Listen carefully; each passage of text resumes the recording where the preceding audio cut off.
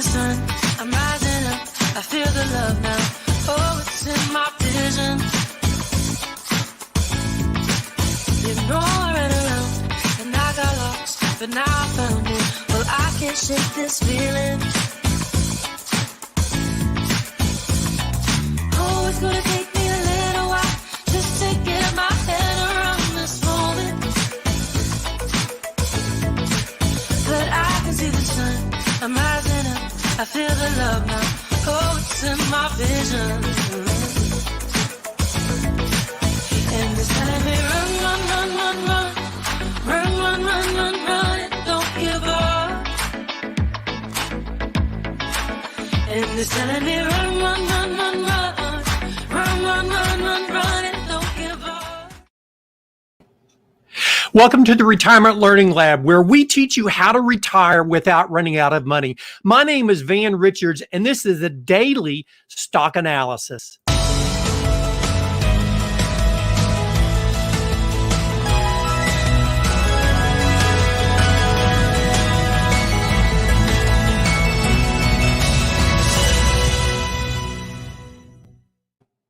Hey, thanks a lot for joining us today. We have a lot of really good information to give to you today, but I want to set this up the way that I do almost every day, because when we go through the stocks that we're talking about, we're really talking about putting together a portfolio for your future. This is here to help you so that you can gather assets so that one of these days you can stop doing whatever you're doing, whether you're one of the fire people that wants to retire at the age of 40, or whether there's somebody on a traditional track that's going to retire in your 60s, or hey, perhaps you're somebody out there that's not going to retire, but you'd like to just gather some assets because one of these days, God's going to make you stop working from that standpoint. So we're here to help you to identify the stocks that are going to help you to build that wealth. And there are really three things that we're going to look at. The first thing that we're going to look at with the stocks is we're going to look at the earnings on the stocks. We're going to look at the competitiveness, and we're going to look at the stability of the different companies. So let's get right to it today. We have two really good companies, Paychex and PACCAR. You may have heard of Paychex. PACCAR you may not have. Once we start to talk about it, you're going to hear about it a little bit more. You're going to recognize this company very well from that standpoint. So let's get right into it. Let me make the screen just a little bit bigger for you so that we can both see what's going on. All right. This is just to give you a little bit of an idea of what PACCAR is. Excuse me, what Paychex is.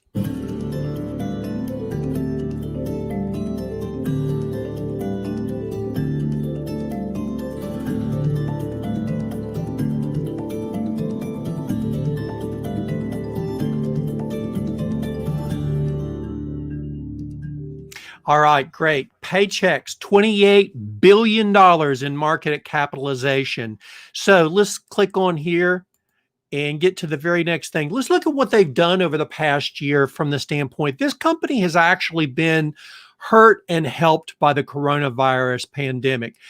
It was hurt just like a lot of the other companies that are out there. You can see the dip, between February and March, we had the coronavirus market pandemic crash that occurred.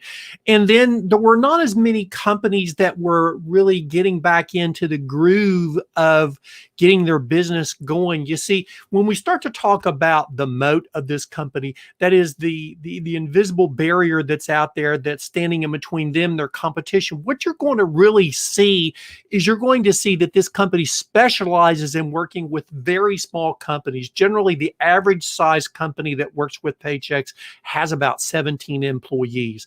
And those companies had not really started to come back to work. And that's why you saw it stagnate here right around the March, April, going into May. And then it started to boost a little bit as businesses started to reopen. It was at about $80 a share last year. And that was on September the 30th. Today, it closed at 79.58. So actually, this stock is down a minute bit over what it was last year, a little bit over 0.5% down, 0.6% down. So it still hasn't come back, but it has some potential in there. And there's a benefit also that's hidden inside this company too. We're going to talk about it a little bit But look at this company from a little bit longer standpoint. This is an anomaly year. The coronavirus, thank God it doesn't happen very often, or a virus. But if we look at this company over the past 5 years, it's a little different story. 5 years ago, it was at $40 and about 65 cents a share. And if you look at it today, where it ended at 79%, what you're going to see is, let's take the rule of 72. Remember the rule of 72? We take whatever interest rate is out there and we divide it into 72, and that tells us how many years it takes something to double.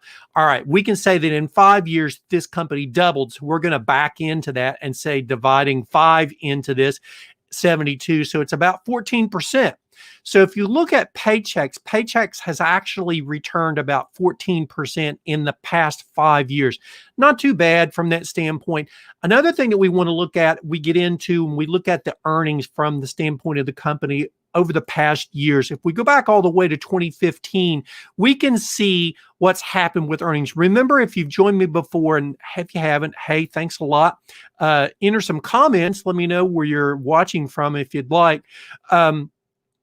Also, if we look at this, the dotted line is going to be the estimated, and the solid line is going to be actually what's paid. And really with this company, as I go through it, it has not varied very much. Obviously, we saw a big dip here at the beginning of the market, coronavirus pandemic, but it's coming back from that standpoint. So let's look at it just a little bit further and see how it goes forward. Hey, this is the hidden gem that is in this stock. It pays a 3.19% dividend. If you went back to that 2015 time period that I was just talking about a few minutes ago, and you looked at the dividend every single quarter, this company has had increases every single quarter. Now, some people might call this company a diamond in the rough because it's actually pretty fairly priced, and we're going to get to look at that in just a moment. Hey, let's look at how they've competed with other companies that do something similar. A lot of you have heard of ADP because ADP is probably more popular. It's a bigger company, really. It's competed pretty well. Another company that's out there, two other ones is TriNet and also Shift Pixie. Interesting name. Shift Pixie hasn't had a very good year, as you can see, but we're not here to talk about that. We're here to talk about Paychex. If you follow the dancing cursor, you can see that Paychex is right there with its competitors. Another thing to remember, though, is even if you look at ADP and Paychex, they're pretty much right together with each other in competing for business. Although, look, ADP focuses on larger companies, and they specialize in that larger company sector. Not the huge companies, but let's say mid-sized businesses. When we look at who Paychex specializes in, they're that 15 to 50 employee company. As I mentioned, about 17 is going to be about the average number of that's out there. Just remember, as we look at the averages and the returns and everything, there's no guarantee on these things. The past performance is not a guarantee of the future results. Now, I've mentioned this before, but the average, their specific niche is really what gives them a wide moat. Remember what the moat is? That moat is what stands in between them and their competitors. This is a moat.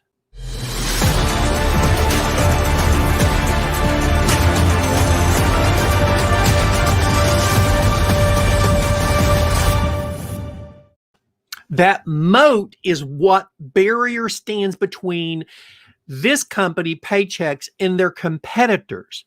There's not a lot of companies that compete as well as Paychex does for that 15 to 50 employee number. And this is something else that's really interesting about this.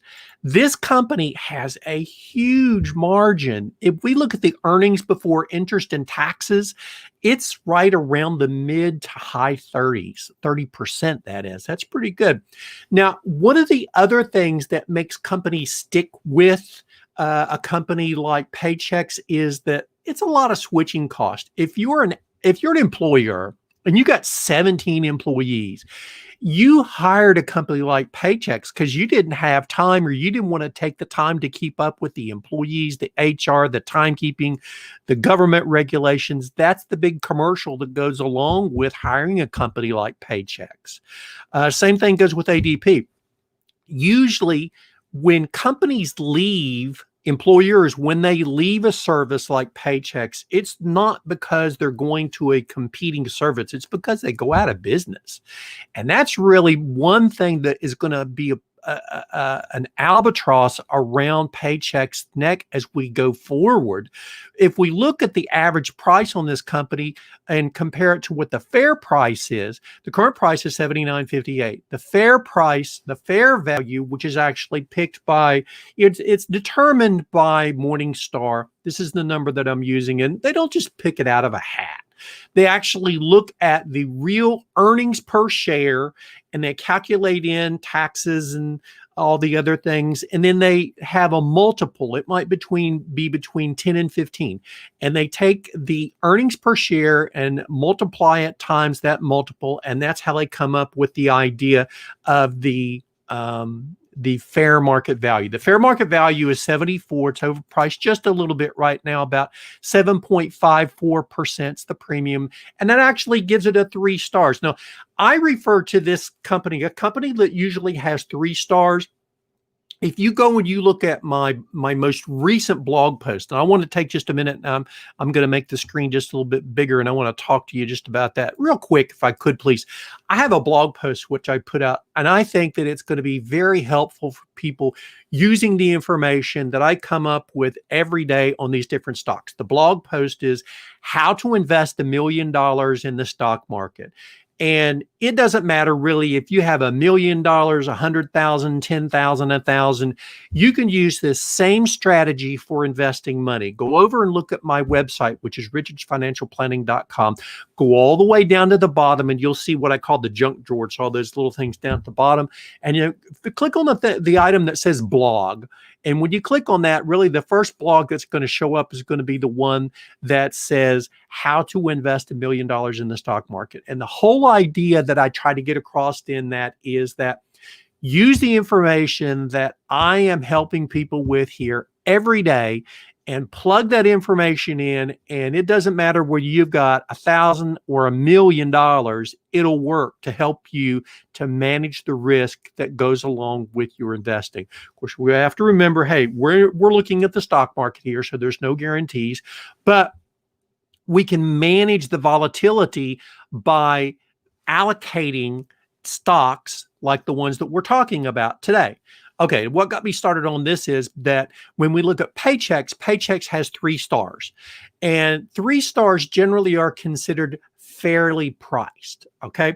Now, fairly priced, what I'm going to call it is growth at a reasonable price. You're going to hear the acronym GARP. Very often it's growth at a reasonable price. So that's the whole idea in there. This is going to help you to gather some money on accumulating money in stocks as time goes by, because remember, that's what we're here to help you do. Okay, let's get back into this and talk about the different companies a little bit more. Let's see what some of the other analysts are saying about this company. Out of 13 analysts that were polled, 11 of them said that it was a hold. One of them said moderate sell. One of them said that this was a strong sell. So this is a rare occurrence when we look at stocks in the NASDAQ 100, which this is. This is a big company, but they deal with little companies. So the average on this, the average recommendation from the average analyst is this.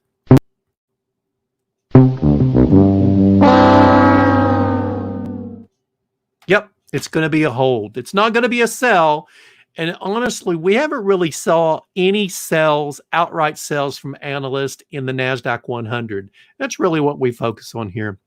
We're not going to focus with the startups, and we're not going to focus on the penny stocks. We're going to focus on the big companies. That's the thing that you're going to use to accumulate your wealth with. I can't say it. Accumulate your wealth with. If I can get that up. Okay, so let's get going in here. Oh, remember too, this is not a buy sell recommendation. I'm reporting to you what the average analyst says. It's if you want to use it for whatever purpose, which you should use it to accumulate money, you shouldn't use it to use this as day trading information, because it's not. Okay. Hey, we get back to the next company that we're going to talk to, which is going to be PACCAR. Hey, PACCAR was up 3.62%. You might not have heard of PACCAR, but watch this, because I bet you that you've heard of one or two of the trucks that this company makes. Hold on.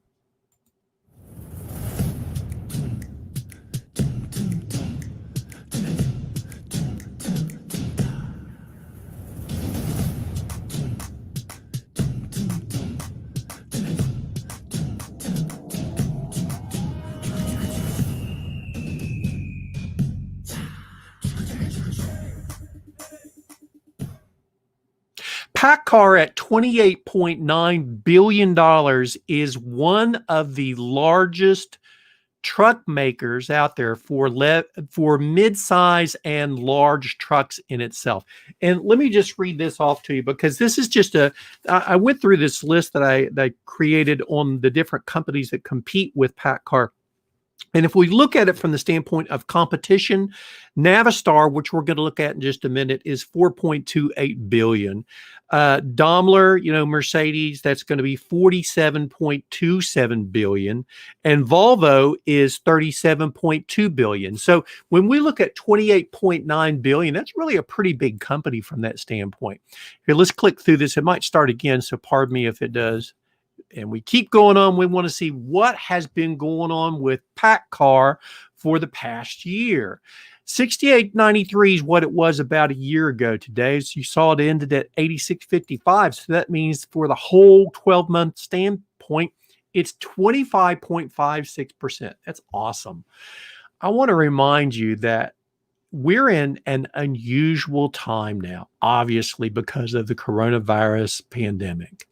But the way that it affects stocks, don't get lulled into the opinion or the let's say the expectation. I think that's probably the best word. Don't get lulled into the expectation that double-digit rates of return are what you should get on every investment that you have, because it's not going to happen. I don't care who you are. Even if you're looking at even if you're Warren Buffett, you're not going to be getting these kinds of high rates of return every single year. If you look, in my estimation, this is just my opinion, if you think of a diversified portfolio, if you can get in the high single digits to low double digits, you're doing great from that standpoint. When you look at some of the tech stocks, yes, I know that the NASDAQ 100, which I focus on here every day, is predominantly dominated by tech companies. And I've got a solution for that. If you go over and read my blog, the How to Invest $1 Million in the Stock Market, it'll tell you how to make accommodations for having too much tech stocks in your portfolio. But I digress. We want to get on and talk just a little bit more about PACCAR. Hey, this is another one which is an awesome, awesome company from the standpoint of dividends. And we love dividends here. The beauty of your side. Dividends are awesome. This company, very similar as far as like consistency. It's a little bit lower than the dividend that was paid with Paychex, but we see that PACCAR has a 1.53% dividend. And let me tell you what, if you are a retiree and you're looking to create income for yourself, you should truly investigate high quality stocks that pay dividends. You're not going to make much dividends that are going to come from bonds. And I understand that there's a difference between stocks and bonds. Bonds has the guarantee of interest and the guarantee of income. None of that exists with stocks. But if you go and you look at the different stocks that are, let's say, for example, the NASDAQ 100, the largest 100 companies in the NASDAQ, about 60 of them pay dividends. You can construct a portfolio based on dividend paying income, and you can create a portfolio that would pay you income. Now, it's going to vary. because you're investing in stocks. So remember that there's only 3 reasons why retirees should invest in stocks. Some of them just like the idea of the diversification. I don't have a problem with that. I have a story with that, but I won't go into that today. The other reason that retirees should look at stocks is for the growth. Yes, growth. Look, I know that a lot of times when you get older, if you get to your 70s or your 80s, I've been told by some retirees that long-term is a green banana. But the idea is going to be that long-term for you, when you start out in retirement, let's say if you retire in your 60s, in that time period, you want to think of being alive for 30 or 40 years at least. So you're going to need some growth for that when you turn 70, when you turn 80. And that's the growth that you still need from stocks. Okay. Now, there are some of you out there that I couldn't get you to invest in stocks if I gave you the money. And that's okay. I don't have a problem with that. There's some of you that you should invest in annuities and you should invest in guaranteed accounts, bond ladders, that types of thing. I don't have any problem with that. I think that there's a place for that in most people's portfolio. If you go over and you look on my YouTube site, you can get to it by going to my richardsfinancialplanning.com. Go down at the bottom, you'll see another item in the junk drawer that says YouTube. Click on that. Go and search through some of the past videos that I have and look for the one that talks about bucketing. And that standpoint, bucketing is the idea of how to put money aside for different time periods like a 10-year, a 20-year, a 30-year time period. That's how you use growth in retirement. Now, the other thing is, if we've gone over, is income. Yep. You look at income too. So let's get back into what we're talking about with PACCAR, because I don't want to diverge too much on this and bore you. I want to keep you interested. So let's look at this particular stock too. Let's look at the earnings, because the earnings are really kind of interesting in the way things worked out from this company's standpoint. If we make it a little bit bigger, I'm going to go back over here from this standpoint, and we're going to see from 2014 on. Yeah, we had some pretty good years. And if we look at it in 2018, things were moving right along and going really, really well. And then boom, we had the coronavirus pandemic. And look what happened to the earnings. That was a big problem. When we look at from that standpoint, their factories were shut down for 5 of the 12 weeks in the first and let's say in the first quarter in itself. Okay. Now they've just started to open back up and getting into their production in itself. Sales declined in the past year by about 54%. But if we go over, let's make this large just one more time and look at this. Look at this portion. The estimates are for a bounce back from this stock. So you're not going to see that this is going to be more of a stock that the analysts are going to say, we're going to stand off on the corner on this one. I think you're going to see more people that are considering participating in the growth of this company. All right, so let's keep moving on and look at how it competes. I've touched upon this just a little bit, just to let you know how it competes. There's Navistar, there's Mercedes-Benz, there's Volvo.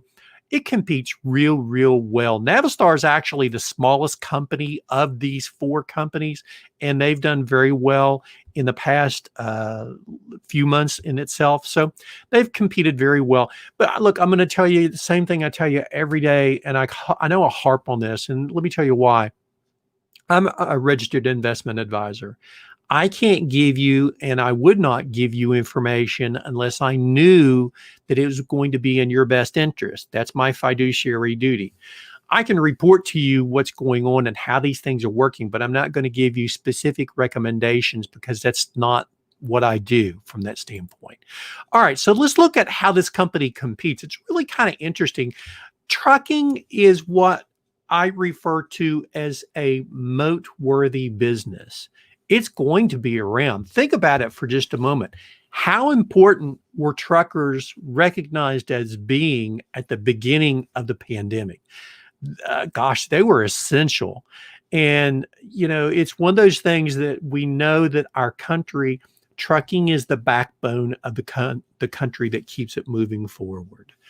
The thing that's maybe making it not a wide moat, remember, a moat is that barrier that's in between companies and competition. The thing that makes it a not wide moat is going to be the fact that the average trucker's age is in the 50s right now.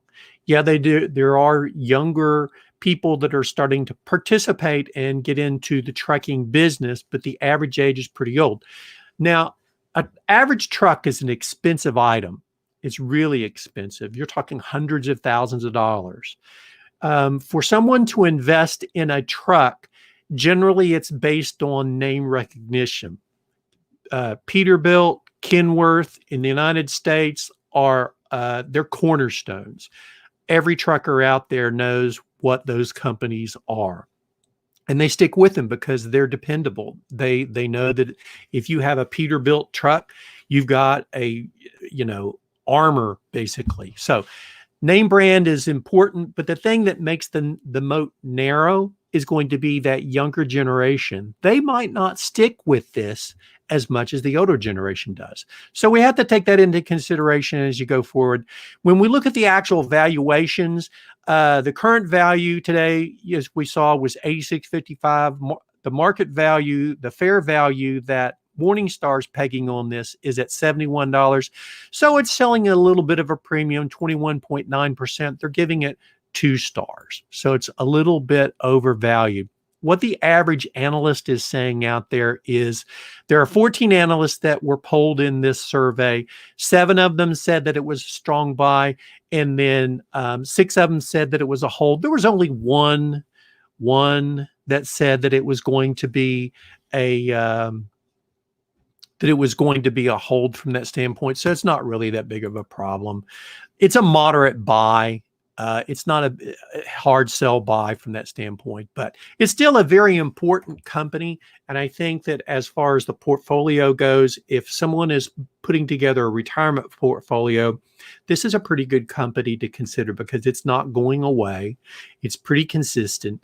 The dividends are really good, and the future of it's pretty good too. Now, if I were to compare these two companies and I were to talk to you about Paychex as compared to PACCAR, Paychex future is less solid than PACCAR. The biggest reason is with Paychex, the size company, you have a company that's between 15 and 50. There's a lot of these companies that have not come back from the coronavirus pandemic. There's a lot of people that are hurting. There's a lot of people that are still unemployed. It will help a lot if Congress gets off its duff and does something as far as like helping the economy out with another stimulus package. But I don't know if that's going to happen real soon. But it would help companies like Paychex. And until the government does something positive in that vein, you're going to see more analysts say that they're going to stand on the sidelines for a company like Paychex. For a company like PACCAR, on the other hand, this is an essential business. It has to be there because without trucking, our country basically comes to a standstill. That's the same thing for every country in the world. That's why this is a worldwide company and it's so important. Okay, so as we get back and kind of wind things up here, I just want to remind you that if you need help with your retirement account, you have questions about how to use stocks in your retirement account, give me a call. Set up a time so that you and I can talk. If you go to my website at richardsfinancialplanning.com, you go to the schedule a call to learn more button. You click on that and you can schedule a 15 to 20 minute time period where we can get a chance to talk about your questions. We can do it on the phone. We can do it on Zoom, however you would prefer. And we can get a chance to talk about whatever questions that you might have with your retirement or with your investments. So with that, I hope you've had a happy Monday and have a good evening plan. And I will talk to you tomorrow with lots of good information about more stocks. Have a great evening. Bye.